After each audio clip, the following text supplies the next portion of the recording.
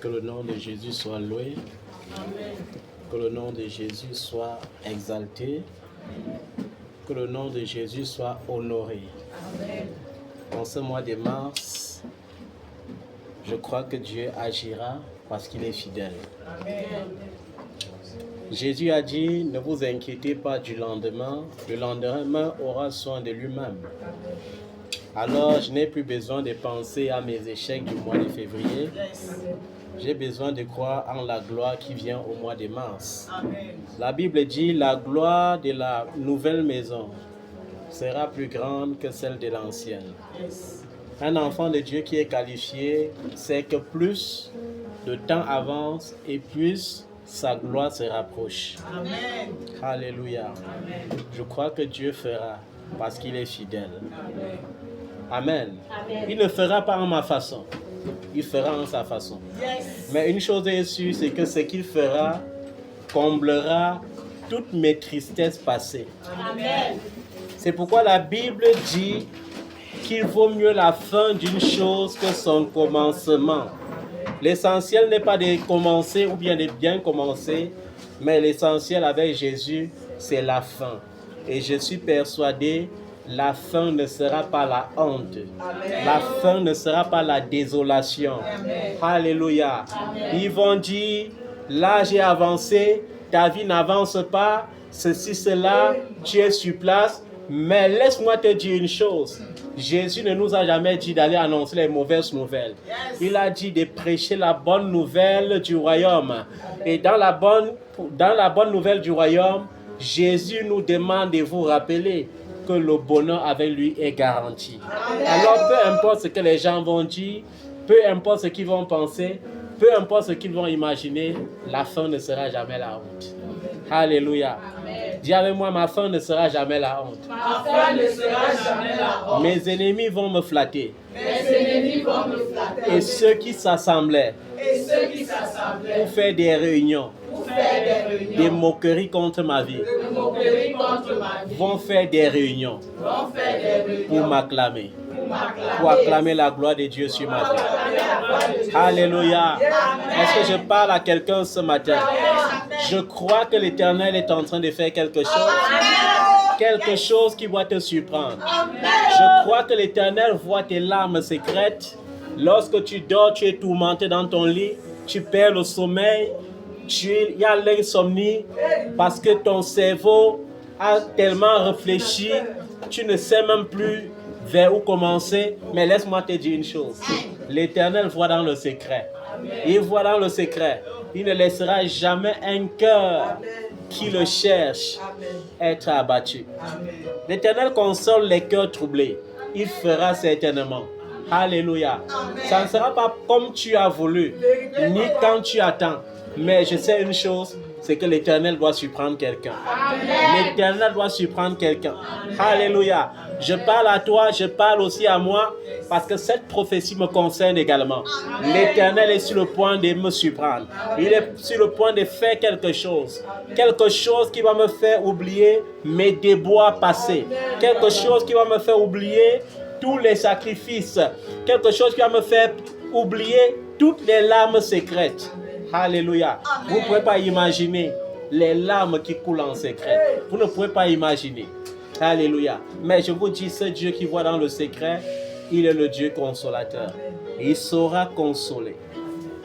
Bien-aimé, pendant qu'il méditait, j'ai vu qu'il y a des choses que l'ennemi aime oppresser les enfants de Dieu avec. Il y a des choses que quand l'ennemi entre dans l'église avec, il l'oppresse, il l'oppresse, il l'oppresse. Et Dieu m'a fait comprendre qu'il y avait plusieurs catégories de chrétiens. Alléluia. Il y a plusieurs catégories de chrétiens. La Bible dit, ceux qui vivent pieusement en Christ ne manquent pas de persécutions. Je parle à quelqu'un ce matin. Amen. Je sais une chose, c'est que lorsque tu es un chrétien marqué par Dieu, tu deviens sa propriété. Amen. Et lorsque tu es la propriété de Dieu, les choses ne seront pas faciles pour toi. Mais parce que ce ne sont pas les petites choses que Dieu veut te donner. Et pour qu'il te donne les grandes choses, il faut passer par l'école. Alléluia. Alors il y a l'autre catégorie de chrétiens. Ce sont les chrétiens qui sont là comme ça. Ils pensent même qu'ils sont chrétiens. Ils chantent, ils dansent, mais il n'y a aucune fondation. Ils n'ont aucune relation étroite avec le Seigneur. Et lorsqu'ils demandent quelque chose, ça fait semblant de les réussir aussitôt. Ils se disent, ils se tiennent les discours du genre, Dieu m'aime beaucoup, Dieu est toujours avec moi. Quand il fait ma chose, ça marche toujours. Ces gens de chrétiens sont très rusés. Ils sont prêts même à tricher pour réussir. Et ils trichent sournoisement. Mais laisse-moi te dire une chose. Ils ne sont pas bénis. Ils croient qu'ils sont bénis, mais ils ne sont pas bénis. Ne les imite pas. Et parfois, tu regardes ces gens de chrétiens, tu veux imiter leur vie parce que tu dis, mais ils mènent quand même ce genre de vie, mais ils sont bénis. Je vais te dire une chose. Lorsque tu tentes seulement de les imiter, Dieu augmente encore la dose de ton école. C'est-à-dire qu'il augmente la dose de ta souffrance.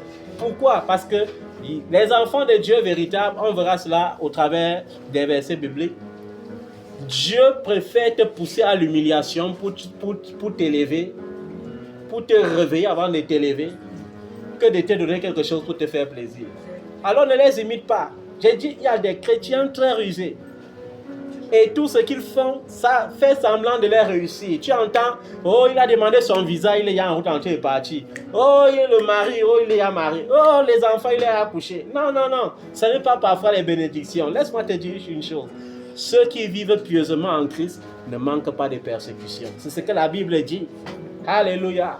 Ne les imite pas. Il y a eu des moments où moi-même, j'ai voulu imiter certains serviteurs parce que je dis que, mais Seigneur, ils sont rusés comme ça. Mais comment je ne peux pas aussi un peu jongler un peu? Dieu m'a rappelé et j'ai compris que lorsqu'il y a son cachet sur toi, tu es obligé de faire droit comme il veut. Tu ne peux pas tricher, tu ne peux pas contourner. Lorsque tu cherches le raccourci, il rend encore la route plus longue. L'école de Dieu n'est pas facile comme vous pensez. Quand vous voyez les grands hommes dans la Bible, vous acclamez seulement « Oh, le Dieu d'Abraham !» Abraham a été béni. Mais laisse-moi te dire une chose. Abraham a marché des kilomètres et des kilomètres à pied pour atteindre la terre de Canaan. Abraham, pour obéir, lorsque Dieu lui a dit « Quitte ta famille de ton père et va dans le pays que je te montrerai. » On ne te dit pas que va dans tel pays, on dit dans le pays que je te montrerai. C'est-à-dire que Dieu te demande de laisser tous les biens là. Abraham n'était pas né d'une famille pauvre. Mais Dieu le dit, quitte tout ça, va dans le pays que je te montrerai. Donc on le pousse dans une bénédiction qui est dans l'incertitude. Mais il faut voir la fin. À la fin, Dieu peut se vanter avec Abraham. Il dit, Abraham, tu es précieux à mes yeux. J'ai fait alliance avec toi. Quiconque te bénira sera béni. Quiconque te maudira sera maudit. Dieu n'a pas dit qu'on va maudire Abraham, ça va marcher. Il a seulement dit, on va te maudire, ça ne va pas marcher. Mais celui qui t'a maudit là, il va le maudire. Alléluia. Est-ce que tu comprends ça? Est-ce que tu peux faire comme Abraham quand tu dis le Dieu d'Abraham, le Dieu d'Abraham, le Dieu d'Abraham? Est-ce que tu connais le prix qu'il a payé? Oh, David, c'est un grand homme selon le cœur de Dieu. Mais laisse-moi une chose, est-ce que tu peux t'humilier sincèrement comme David? Est-ce que tu peux accepter de dormir dans la caserne? Bon, supposons que l'État camerounais lance un mandat de recherche contre toi, dans les villages, dans les villes. Et tu ne sais pas comment sortir du Cameroun. Tu peux avoir la foi de David et passer devant les militaires, les gendarmes sans craindre qu'on va t'arrêter. Je ne pense pas. Il y a un prix à payer. L'école de Dieu n'est pas facile. Il y a des gens qui ont mal reçu Jésus. Lorsqu'on les a donné Jésus, on a dit que non, dès que tu reçois Jésus, dès qu'on te met dans les eaux du baptême, ta vie devient directement le paradis. Non, ce n'est pas comme ça que ça fonctionne. C'est même le commencement même de tes problèmes. Alléluia. Parce que tu viens de régner le monde, tu viens de vomir le monde, et le monde dit aussi, je vais te priver de certaines choses pour voir si je vais réussir à cette école. J'ai vu ce que le diable oppresse ses enfants de Dieu à l'église avec. Premièrement, il y a l'argent. Deuxièmement, il y a le mariage. Alléluia. Laissons les enfants de côté. Mais je dis premièrement, il y a l'argent. Oh! Quand le diable entre dans l'église et qu'il voit les gens qui ont une étoile dorée pure, qui brille, qu'est-ce qu'il fait? Il attaque les finances. Il voit les grandes destinées, il attaque les finances. Pourquoi? Parce qu'il veut ralentir ta vie de prière. Parce qu'il veut te faire douter de qui tu es. Parce qu'il veut te faire oublier ta vision. Parce qu'il veut te distraire. Parce qu'il veut te freiner, te donner un sommeil ardent. Mais laisse-moi te dire une chose. Tu n'as pas le droit de douter de qui tu es. Tu es le numéro 1 parce que Dieu t'a qualifié numéro 1. Tu es la sentinelle parce que Dieu t'a qualifié sentinelle. Tu es la tête parce que Dieu a décidé que tu seras la tête. Et je vais te dire une vérité, personne n'inversera la situation. Peu importe le temps que ça dure, tu occuperas ta place. Et quand Dieu commence à t'établir dans ta place, il crée un bouleversement même dans la famille. On commence à acclamer ce que tu es, même sans voir. Parfois on acclame, on peut encore faire les réunions pour douter. Mais après, on sait toujours que tu arriveras. Tu dois arriver. Parce que le Seigneur est fidèle. Alléluia. Il voit les sœurs qui aiment trop prier. Il attaque leur mariage. Il attaque. Il te donne un célibat endurci. Non. Que personne ne te convainc du contraire. Tu n'es pas né pour être seul. Il a dit, je te ferai une aide semblable. Et Dieu est fidèle dans sa parole. Et il est fidèle et sa fidélité parlera en ta faveur. Amen. Alléluia. Mais Dieu attend de toi une seule chose dans cette école. Dieu attend de toi quelque chose dans cette école. Est-ce que tu es vrai? Est-ce que tu es sincère? Est-ce que tu es vrai? Est-ce que tu es sincère? Parce que ce qui rendra l'école plus rapide, plus facile, c'est la sincérité et la vérité. Qu'est-ce que David nous dit dans le psaume 145? À partir du verset 18, qu'est-ce qu'il dit? Il dit, l'Éternel est près de tous ceux qui l'invoquent. Alléluia. Et il dit, de tous ceux qui l'invoquent avec sincérité. Au verset 19, il dit, il accomplit les désirs de ceux qui le craignent. Il entend leurs cris et il les sauve. Est-ce que tu comprends ça? L'Éternel, ton Dieu que tu pries, il est comment? Il est près de tous ceux qui l'invoquent. Ça veut dire que lorsque les situations arrivent, même tes pleurs sont comme des prières devant ton Dieu. C'est une invocation. Mais est-ce que tu es sincère? De tous ceux qui l'invoquent avec sincérité de cœur. Qu'est-ce que la sincérité? La sincérité est une marque de fidélité. La sincérité est une marque de confirmation d'alliance. J'avais une fille qui était venue me voir avec un cas très chronique. Et quand Dieu a commencé à la bénir, qu'est-ce qu'elle a voulu faire? Elle a voulu le raccourcir. Et quand tu veux le raccourcir, le diable dispose aussi les gens qui vont te montrer la voie du raccourci. Alors elle avait contacté une de ses camarades qui était en Suisse. Et sa camarade lui a dit, je vais t'envoyer chez le papa qui m'avait fait voyager pour la Suisse. Et elle a pris le bus, elle est allée dans un village. Et elle est arrivée au village à 17h, le papa lui a dit, c'est même bien comme tu es venu en soirée, parce que c'est tard dans la nuit qu'on travaille. Et on travaille dans la brousse. Et ils sont sortis de la maison aux environs de 23h. Et ils se sont engagés dans les pistes de la forêt. Et arrivé en pleine forêt, le marabout lui a dit, tu attends quoi pour te déshabiller? Parce que je vais te laver. Me laver encore comment? Elle t'a pas dit comment ça fonctionne. Bon, appelle-la alors. Ma copine, qu'est-ce que tu attends? Fais exactement tout ce qu'il te demande de faire. Parce que c'est comme ça que j'avais fait pour réussir. Alléluia.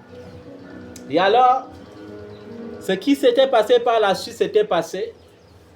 Et, conséquence, elle était marquée par Dieu, tandis que sa camarade n'était pas marquée par Dieu. Et quand tu es marqué par Dieu, lorsque tu vas dans ce genre de coin, tu gâtes encore plus ta vie.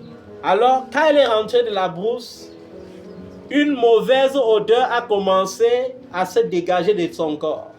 Elle se lave, elle met les parfums, elle sent toujours. Elle fait n'importe comment, elle a les mauvaises odeurs.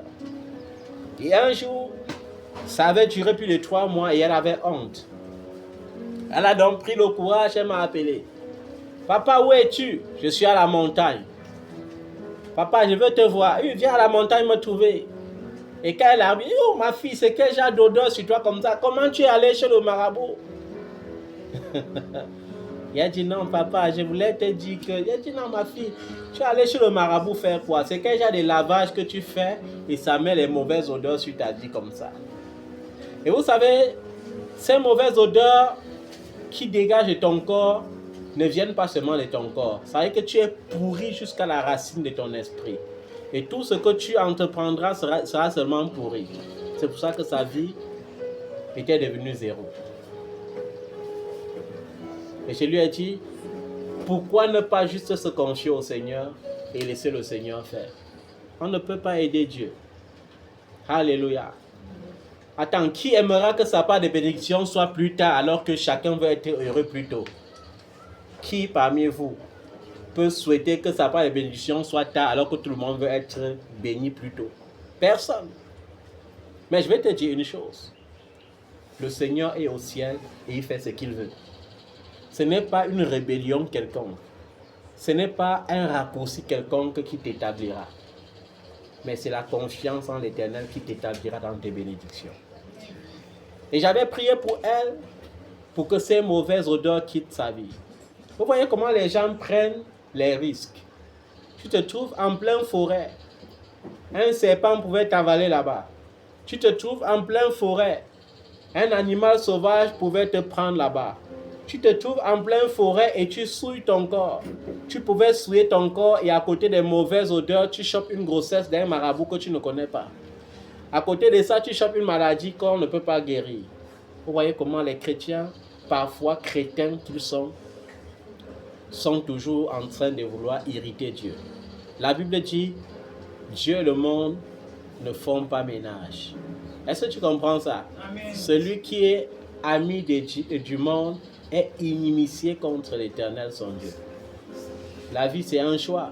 Jésus a dit, celui qui met la main à la charrue et qui retourne en arrière n'est pas digne de moi. Les chrétiens, aujourd'hui, n'ont même pas compris ce que signifie exactement la crainte de l'Éternel.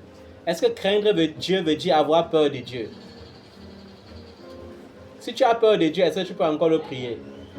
La Bible dit que David, le jour qu'il a eu peur de Dieu, il a fui la présence de Dieu. Quand l'arche de Dieu a frappé quelqu'un devant David est mort. La Bible dit que David a dit que l'arche là n'entre pas dans mon palais. Alléluia. Par conséquent, il s'est séparé de la présence de Dieu. Mais un Lévi a dit, mettez ça dans ma maison. Et David, en 3 mois, a entendu que ce Lévi était devenu multimillionnaire parce que l'arche de Dieu l'avait béni. Il fallait maintenant payer le prix pour récupérer l'arche de l'Éternel. C'est pourquoi la Bible dit que David marquait un pas et on sacrifiait un bœuf pour aller récupérer l'arche de l'Éternel. Parfois, c'est que nous sommes en train d'avoir peur de Dieu au lieu de le craindre. La crainte de Dieu te rapproche dans sa présence. La crainte de Dieu t'établit dans ta bénédiction. La crainte de Dieu t'établit dans les règles du royaume. Mais la peur de Dieu te sépare de Dieu. Pourquoi quand Adam pêche, il se cache? On a peur, c'est pour ça qu'on se cache, non? C'est pourquoi Adam, lorsqu'il pêche, il sent qu'il est séparé de Dieu, il se cache. Et Dieu lui dit, Adam, où es-tu? Il dit à celui qui voit partout, je me suis caché parce que j'étais nu. Le péché rend nu. Alléluia. Être nu ici veut dire être dans l'humiliation. Comme certains enfants qui manquent de sincérité. J'ai besoin de te rappeler ce verset biblique tiré de Somme 145, verset 18b qui dit « De ceux qui l'invoquent avec sincérité ». La parole de Dieu n'est pas une récitation que tu vas aller flatter Dieu avec. « Seigneur, change ma situation parce que tu as dit, tu es toujours auprès de ceux qui t'invoquent. » Non, de ceux qui l'invoquent avec sincérité de cœur. Il y a des enfants qui n'ont pas la crainte de Dieu. Je vais prendre l'exemple ici. À un moment donné, j'ai vu les bénédictions étaient tellement retardées parce que le vieil homme avait pris position dans plusieurs vies. Pour sauver la situation, j'avais prescrit une cure d'âme à remplir. Mais est-ce que vous savez qu'il y a certains qui avaient pris sur eux quand même de remplir le mensonge? Ou bien de remplir une fausse confession et aller le lendemain recommencer toujours leur mauvaise vie. Vous voyez? Parce qu'ils n'ont pas la crainte de Dieu. Parce qu'ils n'ont pas la crainte de Dieu. Et après, ils sont étonnés que leur vie est toujours en train d'aller de façon décroissante ils s'enfoncent, ils ne sortent plus du gouffre. Et ces enfants, parfois, ils pensent que c'est parce que papa est aveugle. Qui vous a dit qu'un homme de Dieu qui ne te blâme plus est devenu aveugle? Il n'est pas aveugle. Est-ce que Dieu est aveugle? Il connaît tous les secrets de nos cœurs. Même les secrets les plus intimes, les plus enfouis de nos pensées, Dieu les connaît. Alors, il faut que tu te réveilles ce matin, alors que nous sommes au 3e mois de l'an des grâces 2026. Alors que nous sommes dans l'attente de la plénitude de sa grâce et de ses bénédictions, il est temps que tu te réveilles et que tu comprennes que le Seigneur accomplit les désirs de ceux qui le craignent. Il entend leurs cris et il les sauve. Si tu as la crainte de Dieu, Dieu entendra tes cris et il te sauvera. Est-ce que tu comprends ça? Il entendra tes cris et il te sauvera. Psaume 34, verset 18. Qu'est-ce que le Seigneur nous dit dans le Psaume 34, verset 18?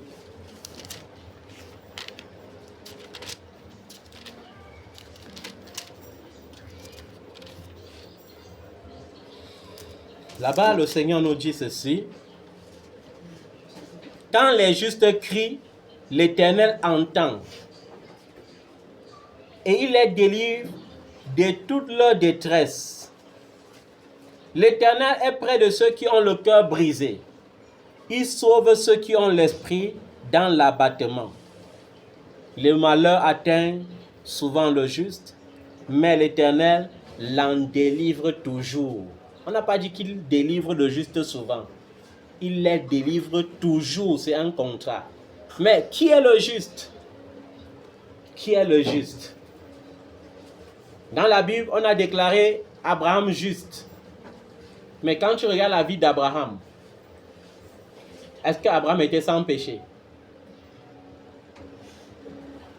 On a déclaré David juste.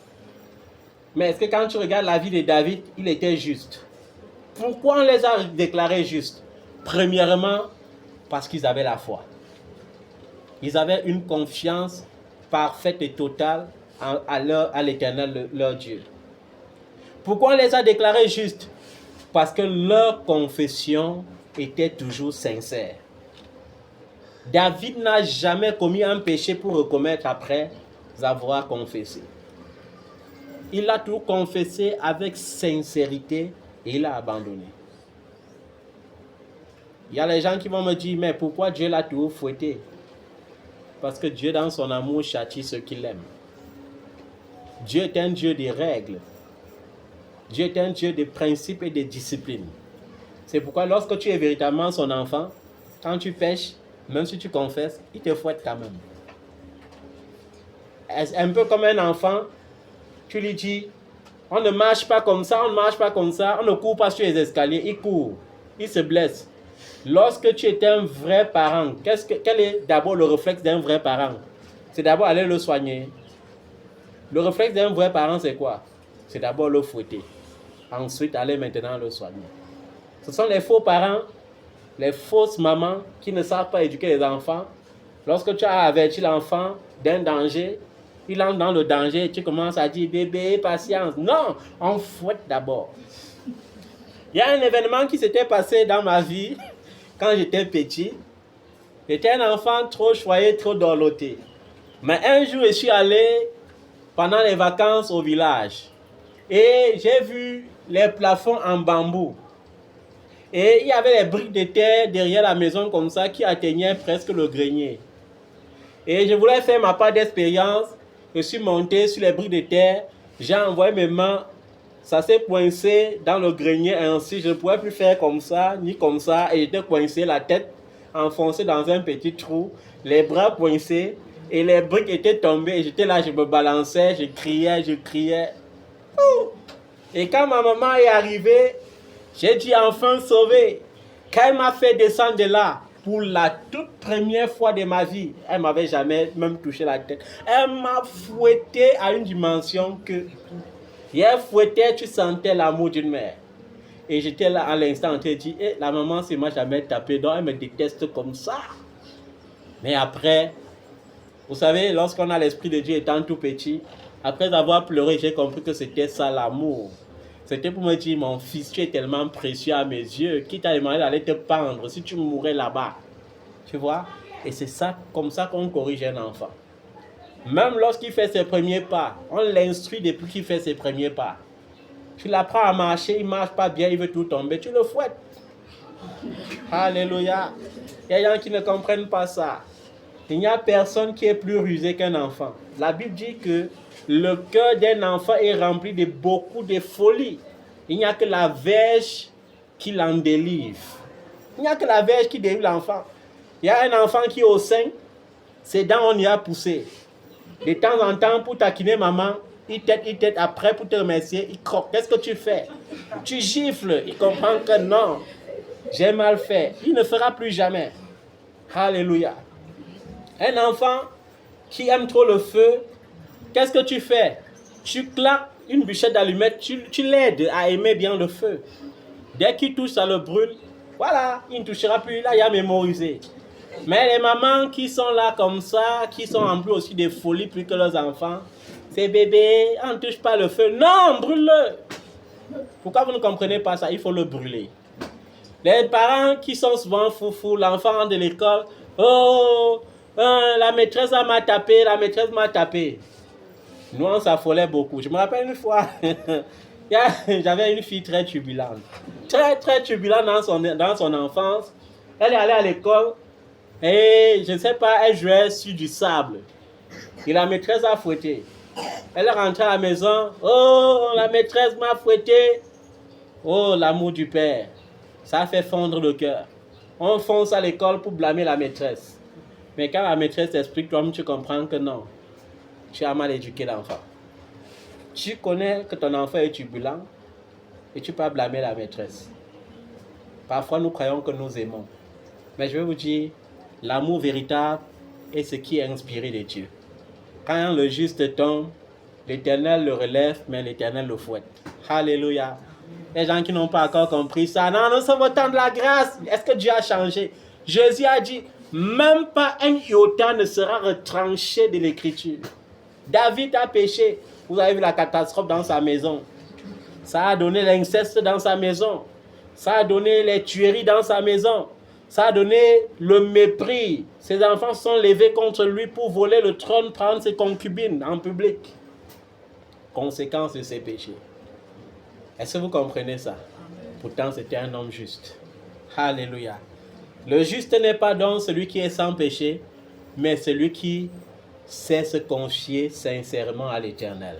Le juste n'est pas celui qui n'a jamais péché, mais c'est celui-là qui est sincère envers lui-même, sincère envers son prochain et sincère envers l'Éternel, son Dieu. Le juste n'est pas celui qui est sans péché, le juste c'est celui qui non seulement croit en Dieu, mais croit Dieu en toutes circonstances. Le juste, c'est celui-là qui est dans la vérité, la justice et la droiture. Alléluia. Est-ce que tu comprends ça? Allons dans Somme 46, voir ce que la Bible nous dit. Le thème, c'est « Chrétien, sois sincère » et nous devons apprendre à être sincères. Somme 46. Je vais lire à partir du verset 2. Dieu est pour nous un refuge et un appui, un secours qui ne manque jamais dans la détresse. Alléluia. Le jour de la détresse, tu peux t'enfermer dans ta chambre, tu te consoles avec un verre de whisky. Bon, le whisky doit faire semblant de résoudre ton problème en fatiguant ton corps pendant 2 heures. Quand tu vas te réveiller, la situation sera pire parce que ton cœur sera encore plus que troublé. Amen. Et maintenant, si ton cœur est plus que troublé et que tu ne sais pas comment tu fais, tu vides encore toute la bouteille de ton whisky. Par conséquent, le peu de réserve que tu avais, tu peux encore acheter une autre bouteille avec. Et pour finir, tu t'égares complètement. Or, l'Éternel doit être ton refuge et ton appui. Alléluia. Quand ça ne va pas, je dois me réfugier vers l'Éternel et non vers un homme. Est-ce que vous comprenez ça? Je dois me réfugier vers qui? Vers l'Éternel et non vers un homme. Parce que l'Éternel est mon secours, un secours qui ne manque jamais dans la détresse. C'est pourquoi nous sommes sans crainte quand la terre est bouleversée. Alléluia. Certaines personnes qui n'ont pas lu la Bible maintenant, qu'est-ce qu'ils font? Ils vont dire, hey, c'est lié à la 4e guerre mondiale. Oh, Donald Trump a fait ceci. Israël est en train de bombarder l'Iran. L'Iran doit aussi riposter. Oh, tous les pays musulmans vont former un bloc contre Israël. Non, non, non. Mais celui qui a lu la Bible, même lorsque le Cameroun semble être ce que les gens disent que c'est, est-ce qu'il est bouleversé? Il reste confiant. Alléluia. Il reste comment? Confiant. Pourquoi? Parce que il n'a pas le temps de craindre, parce que l'Éternel est là. Il est son secours au temps de la détresse. Et que les montagnes, même quand les montagnes vont chanceler, alors il va rester tranquille parce que l'Éternel est là. Quand les flots de la mer mugissent, écument, se soulèvent jusqu'à faire trembler les montagnes, on n'a pas le cœur troublé ni bouleversé parce que l'Éternel est notre refuge, il est notre bouclier et il est notre secours qui ne manque jamais au temps de la détresse. Voilà. Allons dans le livre de Philippiens, chapitre 4, voir ce que l'apôtre Paul nous dit. Tu dois être sincère, chrétien. Parfois, la seule chose qui te manque maintenant, c'est la sincérité. Laisse l'esprit des calculs et sois sincère. Laisse l'esprit des calculs et sois sincère. Parfois, tous tes démons sont déjà vaincus depuis, mais ce qui te manque maintenant, c'est la sincérité. Et tu te dis, non, j'avais aussi les sœurs en Christ qui faisaient comme ça, qui trichaient un peu, qui faisaient l'à peu près, et maintenant ils sont bénis. Non, tu n'es pas eux. Dieu t'a qualifié plus qu'eux. Dieu veut t'élever plus qu'eux. Dieu veut t'élever au-dessus d'eux. Et par conséquent, il te fait passer par son école d'abord. Alléluia. Aïe, à l'autre jour, il a failli faiblir dans la foi. Je pensais à certains enfants, je disais, mais Seigneur, pourquoi est-ce que c'est toi en train de tarder? Pourquoi pour eux semble difficile comme ça? Seigneur, ça me tourmente l'âme, ça enlève ma paix. Ils ne sont pas bénis comme ça me tourmente moi-même. Ça crée pour moi un fardeau toujours difficile. Et j'ai compris que non, c'est pas certains enfants veulent esquiver l'école. Rentre à l'école de Dieu. Alléluia. Sois sincère. Sois sincère. Alléluia. D'ailleurs, même tu n'as pas le choix. Quand il y a le cachet de Dieu sur toi, tu es obligé d'être sincère. Philippiens 4, verset 8, nous dit ceci. Ne vous inquiétez de rien, mais en toutes choses, faites connaître vos besoins à Dieu par des prières. J'ai dit 8. Et j'ai commencé à lire à partir de 6, ça ne fait rien. Et d'explications avec des actions de grâce. Et la paix de Dieu qui surpasse toute intelligence gardera vos cœurs et vos pensées en Jésus-Christ. Voici alors un verset capital, le verset 8. Au reste, frères, que tout ce qui est vrai, chrétien, soit sincère. Sois vrai. Alléluia. Sois vrai. Alléluia. Que tout ce qui est vrai, tout ce qui est honorable, tout ce qui est juste, tout ce qui est pur, tout ce qui est aimable, tout ce qui mérite l'approbation, ce qui est vertueux et digne de louange, soit l'objet de vos pensées. J'ai dit à un enfant, à un fils, fils, tu as bien constaté maintenant par toi-même que lorsque tu es vrai avec le Seigneur, tu es sincère, tu demeures dans sa présence, il rend les choses faciles pour toi. Lorsque tu retournes dans le monde, même le confort te manque et ta vie reprend à zéro. Est-ce que tu as compris le principe? Est-ce que tu as compris que c'est parce que Dieu t'a qualifié et toi tu t'efforces de te disqualifier? Et tant que tu resteras têtu, tu tourneras en rond comme ça, en rond jusqu'à t'en aller sans rien accomplir. Et c'est comme ça. Lorsqu'il y a le cachet de Dieu sur ta vie, il faut être juste sincère. Alléluia. Il faut être juste sincère. Et lorsque tu es sincère, tout devient facile seul. Tout se débloque seul. Je ne dis pas qu'il faut être sincère. Les gens veulent le raccourci. Au lieu d'être sincère, Ah, il s'appuie sur les hommes de Dieu. Oh, maman a dit que, oh, papa a dit que ça ne peut pas te sauver. Alléluia. Ça ne peut pas te sauver. Je vais te dire une vérité. Lorsque tu es qualifié par Dieu, tu es dans la liste des élus. Les élus sont tellement précieux aux yeux de l'Éternel, au point qu'il dit que quoi? C'est avec jalousie que j'ai chéri l'esprit que j'ai mis en toi. Alléluia. Avec quoi? Jalousie. Imagine la jalousie de Dieu. Lorsque Dieu devient jaloux, ta vie ne peut plus avancer. Fais gaffe. Philippiens chapitre 2, verset 5. Ayez en vous les sentiments qui étaient en Jésus-Christ. Ayez en vous les sentiments qui étaient en qui? Il faut imiter le divin modèle. Il faut imiter le Seigneur. Et il y a une description. Lequel existant en forme de Dieu n'a point regardé comme une proie à arracher d'être égal à Dieu, mais s'est dépouillé lui-même en prenant une forme de serviteur, en devenant semblable aux hommes, et ayant paru comme un simple homme, il s'est humilié lui-même, se rendant obéissant jusqu'à la mort, même jusqu'à la mort de la croix. Je suis sûr que si on donnait le rôle de Jésus à quelqu'un d'entre vous ici, lorsqu'on allait lui donner un seul coup de fouet, il allait dire que mince, vous tapez qui comme ça? Vous tapez Dieu. Ange de Dieu, tuez-les tous. Il allait laisser sa mission là tomber. Alléluia. Lorsque les pharisiens allaient s'opposer, il allait dire, ange, descendez les, ramassez les vivants. Même s'il n'a pas encore ouvert la porte de l'enfer, ouvrez ça et jetez-les dedans. Parce qu'on ne parle pas comme ça à Dieu. Mais la Bible dit, il s'est dépouillé lui-même, acceptant tout jusqu'à la mort de la croix qui est la plus pire des humiliations. Amen. Et c'est pour cela qu'aujourd'hui, nous pouvons être fiers d'être enfants de Dieu, parce que c'est ce sacrifice qui nous a qualifiés. Quel est donc le sacrifice qui te qualifie? J'ai dit à certains enfants de Dieu expressément ici, au culte dernier, que David, dans ces temps difficiles, s'appuyait sur quelque chose pour approcher Dieu. Mais il y a des enfants que lorsqu'il est tombé, il devient zéro.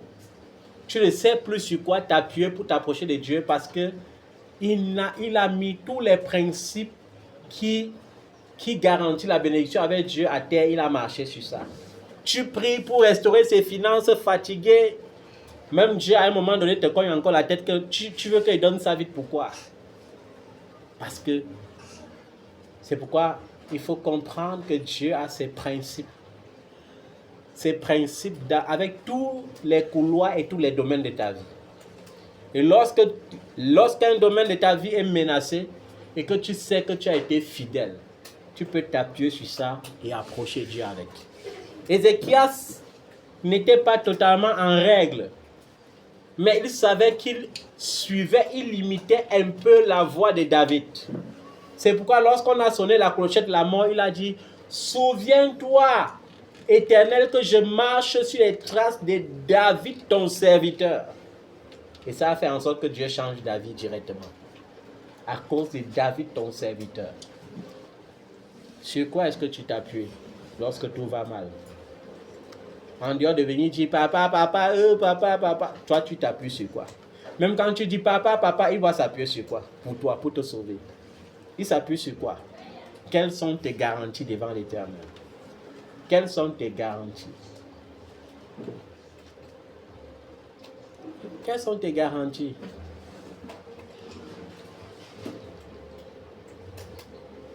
Parfois, j'ai envie de dire au monde entier, mais on ne le dit pas. Est-ce que vous savez que depuis que je sais Dieu, il y a de cela plus d'une vingtaine d'années, lorsque je regarde comme ça, il n'y a que 2 enfants dans le monde entier. Je dis dans tout le monde entier. Si vous partez sur la page de la mission évangélique internationale en ligne, vous allez voir, on est plus de 20 000 personnes. Mais je dis, sur les 20 000 personnes, il n'y a que 2 personnes qui ont été fidèles en ce qui concerne la dîme depuis que je les ai connus, depuis que le Seigneur les a placés dans mon ministère. Il n'y a que 2 personnes qui ont été fidèles du genre que chaque mois comme ça, là, ils disaient que « Hey, je me souviens de ma dîme. » 2 personnes. Je dis dans le monde entier. Et je ne dis pas que ces 2 personnes sont à l'étranger, parce que si je dis qu'ils sont à l'étranger, vous allez dire non, la dîme là est consistante. Je dis 2 personnes et qui sont au Cameroun dans ce ministère. 2 personnes. Il y a des gens qui ont commencé. Oh non, je connais les enseignements sur la dîme. Oh, je ne peux pas jouer ma dîme. Oh, après ça. Et je leur disais tout, je suis un prophète. Hein. Toi, tu cours, tu vas t'arrêter seul. Alléluia. Est-ce que vous comprenez ça? Combien d'hommes de Dieu, dans ma condition, continueraient de servir, par exemple, Dieu? Quand lorsque tu sers Dieu, tu vois, il sélectionne seulement un peuple un peu avec le cou raide, là, il te donne. Un peuple avec le cou raide, il te donne, tu regardes encore comme ça, tu dis que, hey, donc je vais les servir et les servir encore. Ça veut dire que tu vas leur donner la parole, après tu regardes comment ils ont faim, tu vas les nourrir. Bon, où est le grenier? Si Jésus n'était pas le grenier, c'est que je m'en sors. C'est que je m'en sors pas.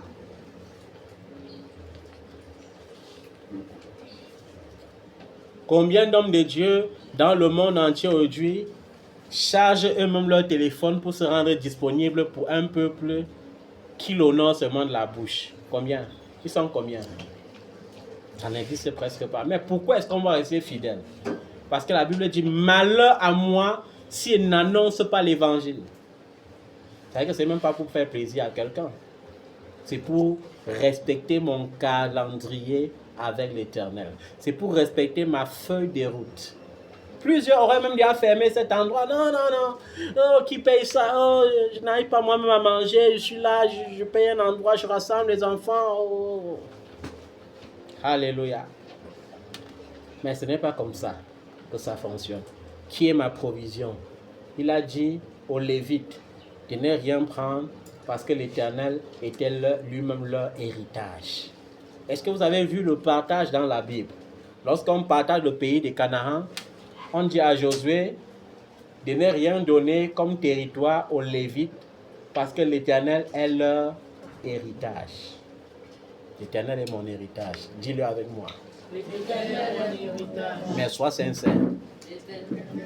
Alléluia. Proverbe 28, verset 13.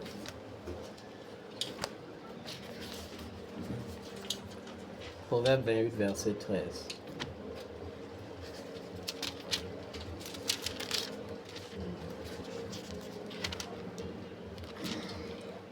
Alors, qu'est-ce que Salomon disait dans ce proverbe?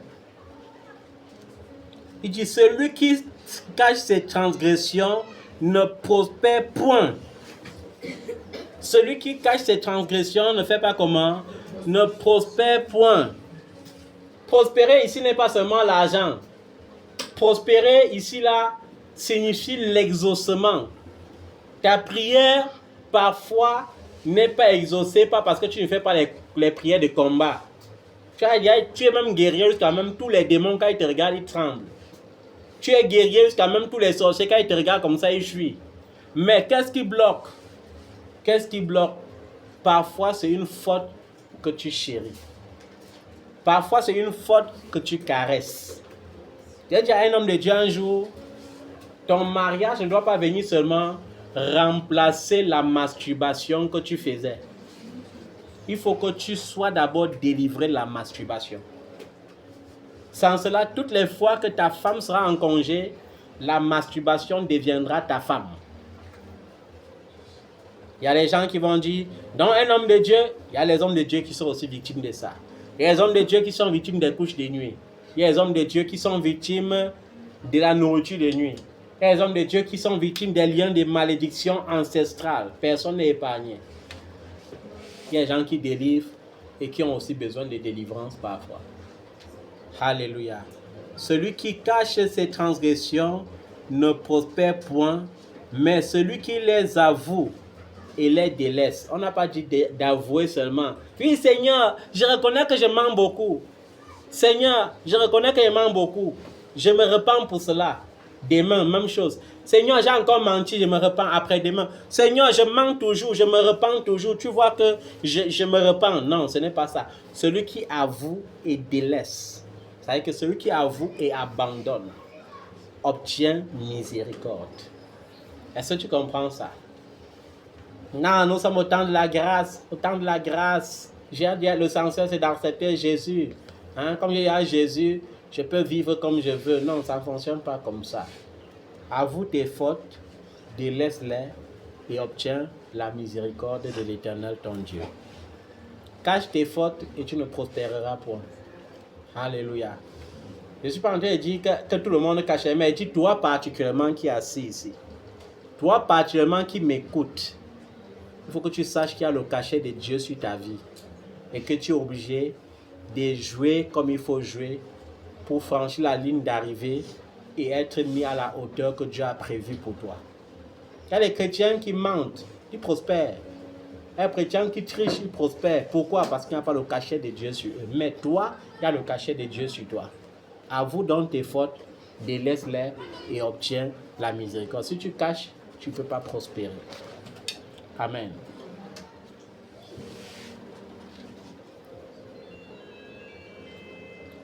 Un jour, j'avais amené un couple à la montagne. Un couple qui semblait être un couple parfait à mes yeux. Un couple de qui plusieurs rendaient un grand témoignage. Et j'ai dit, et le Seigneur m'a dit, ne regarde pas à la parure externe. Éprouve-les. Oh, Seigneur, si tu sais Dieu sans sagesse, on va te taper. Le jour-là, si je n'avais pas employé la sagesse d'en haut, j'allais avoir des problèmes. Alors, qu'est-ce que j'ai fait? J'ai dit à la femme, viens d'abord, elle est venue, elle dit au mari, distante-toi d'abord de nous, j'ai des choses à demander à ta femme. Et j'ai dit à sa femme, ma fille, ouais, comme il te voit sérieuse dans le Seigneur, pieuse comme ça, est-ce que tu as trompé ton mari depuis que tu es mariée? Elle me dit, oui papa, et je regrette amèrement. Je l'ai trompé 2 fois avec 2 personnes différentes. Ce n'est plus jamais arrivé, mais je l'ai quand même fait. Et j'ai dit, non ma fille, ouais, béni sois-tu parce que tu as abandonné. Que le Seigneur t'accorde la miséricorde pour rester fidèle. Elle a répondu, amen. Je l'ai renvoyé et dit à son mari, viens. Son mari semblait encore plus sérieux à mes yeux. Dès qu'il est venu, j'ai dit, fils, le Seigneur t'a accordé une très bonne épouse. Une épouse intègre, fidèle, qui craint le Seigneur. Maintenant, toi, fils, qui aime le Seigneur, là, dis-moi un peu, est-ce que toi, tu as trompé ta femme? Papa, oui. Combien de fois? 10 fois. Hey, fils, avec la même personne? Non, papa, avec 10 personnes, 10 femmes distinctes. Fils. Et quand je criais, il ne comprenait pas pourquoi il criait. C'était une manière de dire que, hey, mieux c'était l'autre. Hein? Mais quand tu regardes avec les yeux charnels, je vais vous dire une chose. Nous rions, mais très peu de personnes sont sincères envers l'Éternel. L'autre pouvait vouloir se blanchir et me dire, non, papa, je n'ai jamais fait. Vrai ou faux? Voilà. Il y a des gens qui prennent souvent le risque de mentir. De mentir comme Ananias et Saphira devant l'Esprit du Seigneur. Plusieurs prennent même ce risque. Nous rions, mais si on vous met à l'épreuve, première des choses, vous allez vouloir être les justes devant papa. Les justes, les saintes n'y touchent. Peu d'enfants sont sincères. Il y a un enfant qui m'a fait une confession un jour. Papa, je ne sais pas pourquoi j'arrive à faire ça. Moi-même, je me demande comment je parviens à faire ça. J'ai aujourd'hui 2 enfants, mais est-ce que tu sais que chaque enfant que j'ai a au moins 4 pères? Et les 4 pères s'occupent de l'enfant. Et j'ai compris que ce n'était pas sa faute, c'était une malédiction. C'est pourquoi elle-même, elle a fait l'erreur avec le premier enfant. Le deuxième, elle veut faire au moins ce semblant pour sortir. Elle est tout dedans, elle se retrouve tout avec 4 pères. C'est-à-dire que le premier enfant a 4 pères différents. Le deuxième enfant a encore 4 pères différents. C'est-à-dire qu'elle a ses 8 maris. 8 maris qui parviennent à faire 2 enfants. Quand la rentrée arrive, elle a 4 pensions. Quand l'enfant tombe malade, elle a l'argent pour 4 ordonnances. Et elle me dit, papa, moi-même, je ne sais pas comment ça se passe. Et je lui ai dit, ma fille, on va prier que le Seigneur te délivre de ça. Parce qu'il y a des gens qui sont maudits comme ça. J'ai vu une autre, elle était tellement jolie, jolie, jolie, avait un corps d'ange. Mais ça n'a pas de malédiction, c'était que la sélection des voyous doit passer sur toi. C'est-à-dire que tous les gars qui sont des voyous, ce sont ces sélections là-bas. Et elle va aligner au moins 20 par an. Sois sincère. Sois sincère. C'est très facile quand on entend pour les autres, on rit. Mais si on s'enferme là-bas dedans, 2 minutes, dis la vérité. Si l'Esprit de Dieu ne descend pas, c'est-à-dire qu'il va dire, mais ceci, j'ai un peu honte de ça, il va quand même garder ça. Il y a une maman qui était sorcière, très mauvaise, très dangereuse. Je suis allé dans son village, j'ai fait un culte d'action de grâce et de libération. Et je les ai dit, vous allez passer un à un, j'ai tout mon temps. Même si vous êtes 100 personnes, vous allez passer chacun à son tour dans ma chambre pour me dire exactement ce qui vous tient à cœur. Tout le monde est venu confesser. La maman là même qui est le noyau même de la délivrance, elle arrive. Plutôt que d'accepter qu'elle est sorcière, elle jure qu'elle n'a jamais mis pied chez les marabouts. Elle jure qu'elle ne connaît aucune sorcellerie. Elle jure que les gens la détestent pour rien, alors qu'elle a passé le temps à faire du bien, à nourrir les gens qui aujourd'hui sont ingrats. Vous voyez comment les êtres humains sont. L'Éternel auprès de ceux qui sont sincères des cœurs. Sincères des cœurs. Votre Père a cette grâce, hein? Je ne sais pas fuir les gens. Hein? Tu es mon ennemi, je t'embrasse. Pourquoi il t'embrasse? Parce que c'est aucune de tes armes ne peut jamais m'atteindre. Pour ceux qui me connaissent, je ne peux jamais avoir de problème avec qui que ce soit. Parce que c'est toi qui vas me fuir. Moi, je ne trouverai jamais l'occasion de te fuir parce que l'amour ne fuit personne. Il y a des gens qui fuient, ils tombent malades. Je pars encore à leur chevet. Alléluia. Parce que c'est mon rôle. C'est mon devoir en tant que serviteur. Dieu ne m'a pas envoyé. Jésus dit, car le Fils de l'homme n'est pas venu dans le monde pour juger le monde, mais pour que le monde soit sauvé par lui. Alors ne transformons pas la mission du salut en mission de vengeance et de querelle. Ça ne fonctionne pas comme ça. Est-ce que vous comprenez ça? Est-ce que je suis en train de dire ici là qu'un enfant de Dieu va se laisser piétiner? Non. Mais je suis en train de te dire ici qu'il faut pratiquer ce qui est juste. Il faut pratiquer ce que tu trouves juste aux yeux de l'Éternel. Pas juste à tes yeux, mais juste aux yeux de l'Éternel. Psaume 32, verset 5 dit ceci. Il ne serait pas long. Le message est déjà passé.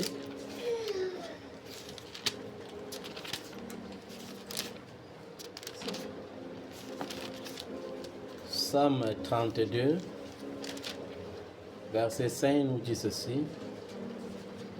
David dit à Dieu, « Je t'ai fait connaître mon péché, je n'ai pas caché mon iniquité. Je dis, j'avouerai mes transgressions à l'Éternel, et tu as effacé la peine de mon péché. » Dieu fait toujours, mais nous les humains, on dit souvent quoi? Faute avouée et à moitié. David dit ceci, « Je t'ai fait connaître mon péché, je ne t'ai pas caché mon iniquité. J'ai dit, j'avouerai mes transgressions à l'Éternel. Et tu as effacé la peine de mon péché, c'est-à-dire la malédiction de mon péché. » Parfois, nous voulons toujours succomber sous le poids de la malédiction du péché. Et nous, parce que nous avons honte, non pas seulement devant les serviteurs, ou bien devant nos frères et sœurs. Pourquoi les gens ne se confessent plus les uns les autres? Parce que tu te confesses à X, il part dire à Y. Il devient le saint. Il cache sa part de péché, il part mettre ta part à la télé. Or, la Bible normalement dit, confessez donc les péchés les uns les autres. Mais Si une soeur tombe maintenant là, elle peut dire à une autre soeur que je suis tombée, ma soeur, qu'est-ce qu'elle va faire? Elle va faire semblant à l'instant que, ouais, ma soeur, prions. Pour celle qui est un peu spirituelle. L'autre va commencer à rire tout de suite. Et dès qu'elle finit de rire là, elle prend le téléphone, premier réflexe. Hé, papa, hé, c'est grave, hein. Tu connais la soeur telle? La soeur a fait fort, hein. C'est elle qui bloque même le ministère là avec le péché. Hein. C'est elle qui bloque. C'est elle qui nous bloque, papa. Et c'est comme ça. Mais ça ne devrait pas être ainsi. Lorsque tu avoues tes péchés à l'Éternel de façon sincère, il empêche à la malédiction du péché de te suivre. Est-ce que vous savez qu'il y a les péchés qui peuvent vous suivre dans les générations? Il y a les malédictions qui peuvent atteindre les générations. Alors, pour empêcher cela, apprenons à être sincères et à ne rien cacher devant celui-là qui pourtant connaît tous les cœurs et sonde tous les reins. Avant-dernier verset, 2 Corinthiens 7.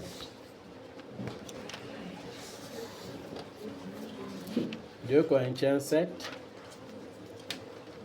verset 10.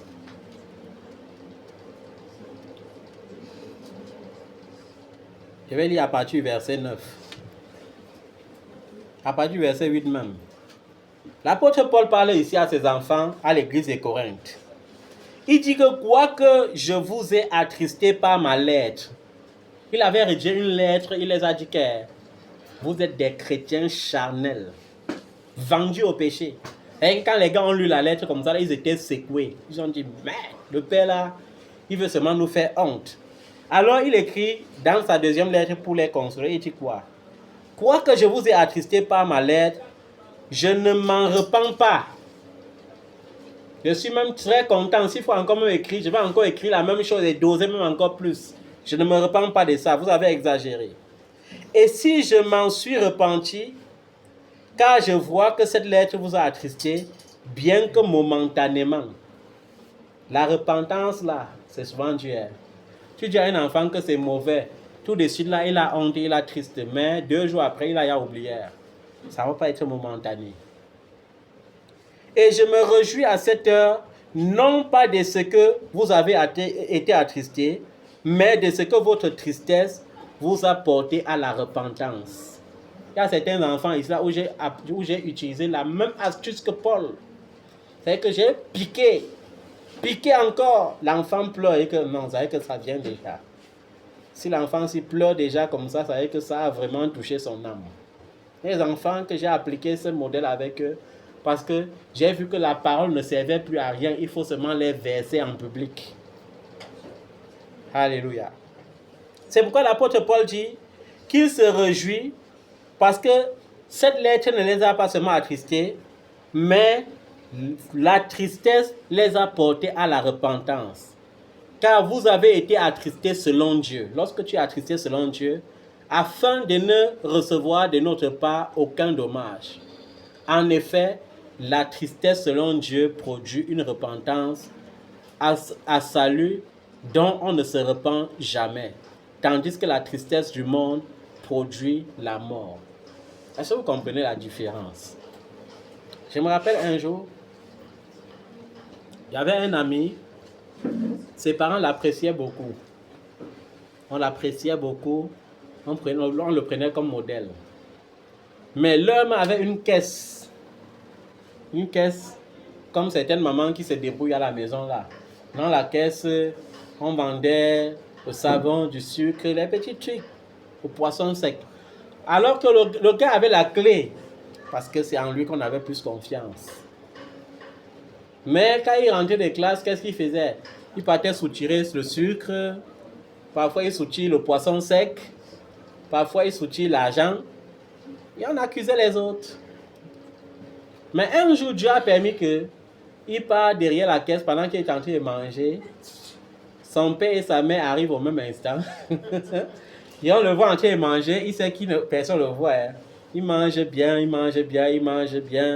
Après, quand il se tourne comme ça, il constate qu'on l'observait depuis.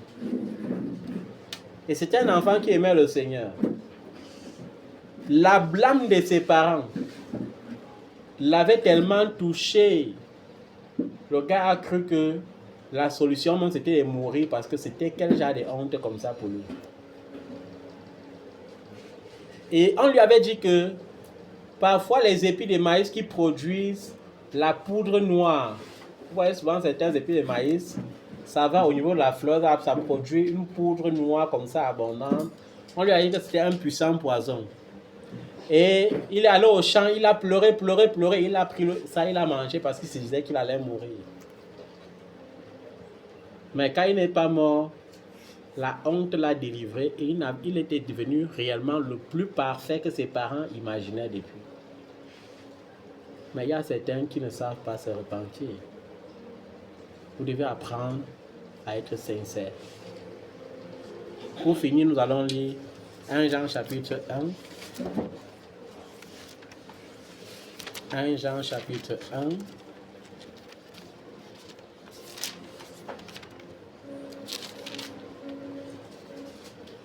Du verset 8 au verset 10. Qu'est-ce que la Bible nous dit?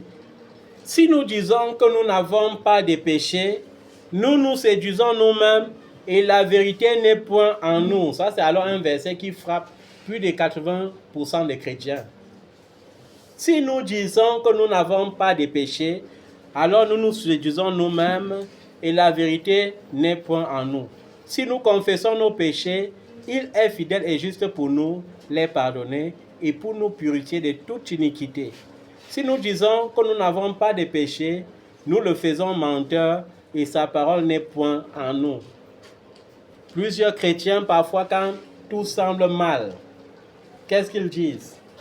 Qu'est-ce que j'ai fait pour mériter ça? Pourquoi toujours ma part? Pourquoi ma part est toujours comme ça? Pourquoi ma part est toujours difficile? Pourquoi? Est-ce qu'on interroge Dieu? N'interroge pas Dieu. Les interrogations bloquent plus que les actions de grâce.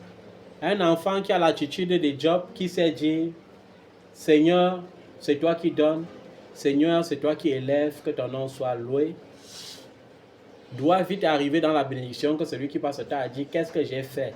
Ma part est toujours dure. Pourquoi? Parce que lorsque tu dis ça, c'est ce qu'on appelle l'esprit des murmures. L'esprit des murmures a poussé Dieu à dire à Moïse, ces enfants-là n'entreront pas dans mon repos. Si tu veux entrer dans le repos de Dieu, apprends à accepter la souveraineté de Dieu. Apprends à te rabaisser devant l'Éternel. Apprends à accepter tes crimes, à reconnaître ta place de pécheur. Et ne va pas te montrer devant ton Dieu comme quelqu'un qui est juste. Même Job, il avait raison de se défendre devant ses amis en disant, il croyait avoir raison en disant devant ses amis, non, ce n'est pas parce que j'ai péché que ceci-là, que le malheur m'a atteint. Mais quand Dieu vient, est-ce que Dieu applaudit Job? Dieu le blâme. Et je croyais même l'autre fois, quand on parlait de la vie de Job, quelqu'un allait me poser la question que, mais papa, pourquoi quand Dieu envoie frapper tous les biens de l'autre, on ne frappe pas sa femme? Il n'y a personne qui a même posé cette question. Mais pourquoi quand on envoie le diable aller frapper tous les biens, les enfants, on ne touche pas sa femme? Pourquoi? Parce que sa femme allait être un instrument pour le diable plus tard. C'est pour ça qu'il ne le touche pas. Sa femme allait être l'instrument par lequel le diable allait dire « Maudis ton Dieu et meurs ». Alléluia. Tu vas te mettre sur tes pieds. Mon frère, il faut choisir. Ma soeur, il faut choisir. Mon ami, fais ton choix. Dieu et le monde ne font pas ménage. Ah, ah, ah, mon frère, il faut choisir.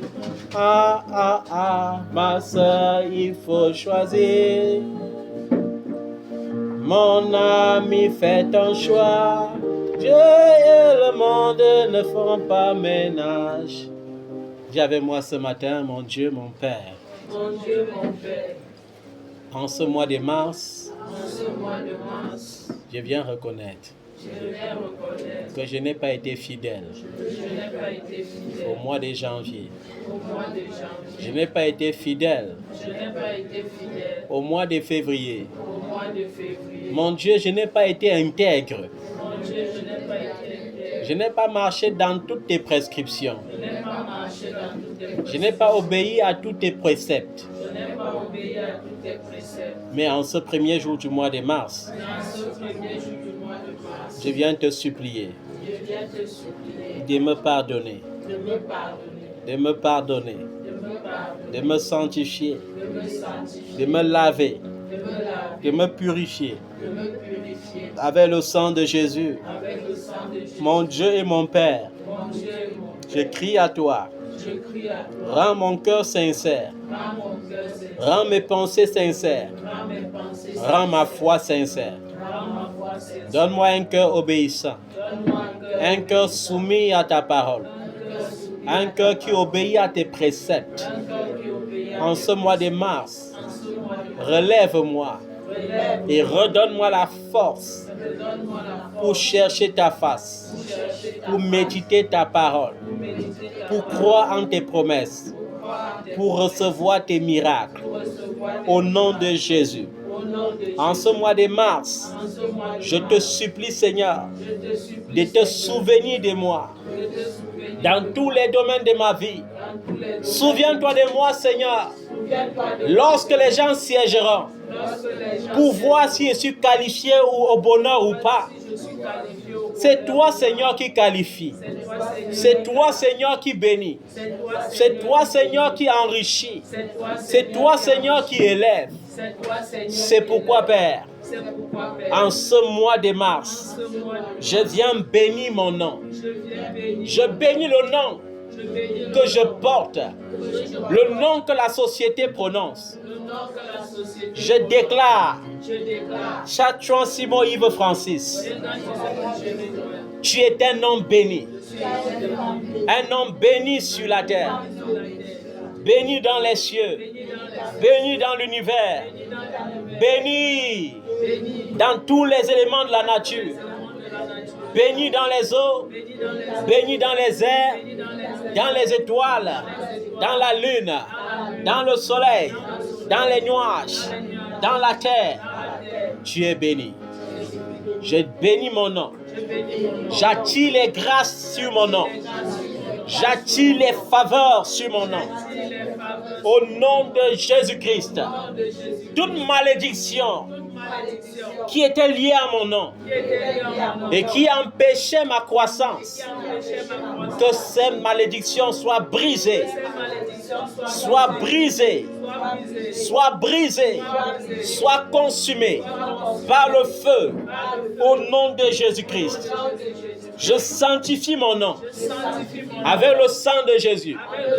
Je sanctifie mon nom par l'Esprit de Jésus-Christ. Que je déclare dans n'importe quel lieu où mon nom sera entendu, la gloire s'impactera, la gloire se lèvera, la faveur se manifestera. Au nom de Jésus, là où il y avait le rejet, je crée l'acceptation, je crée la validation. Au nom de Jésus-Christ. Ce mois de mars, Seigneur, accomplis ta promesse. Fortifie-moi. Redonne-moi du courage. En ce mois de mars, souviens-toi de moi. Père, souviens-toi de moi. Relève mon témoignage. Relève mon miracle. Relève mon témoignage. Relève mon miracle. Relève mon témoignage. Relève mon miracle. Au nom de Jésus-Christ. Seigneur, je compte sur toi. Je compte sur ta grâce. Je compte sur ta faveur. En ce mois de mars, que ton nom soit élevé. Que ton nom soit béni. Que ton nom soit acclamé. Que ton nom soit acclamé, Père. Que ton nom soit acclamé. Que le nom de Jésus soit acclamé. Que le nom de Jésus soit loué. En ce mois de mars, merci Seigneur pour mon miracle. Merci pour ma bénédiction. Merci pour ma santé. Merci pour la prospérité. Merci pour la promotion. Merci pour la validation. Merci Seigneur. Au nom de Jésus. Amen. Que Dieu vous bénisse puissamment.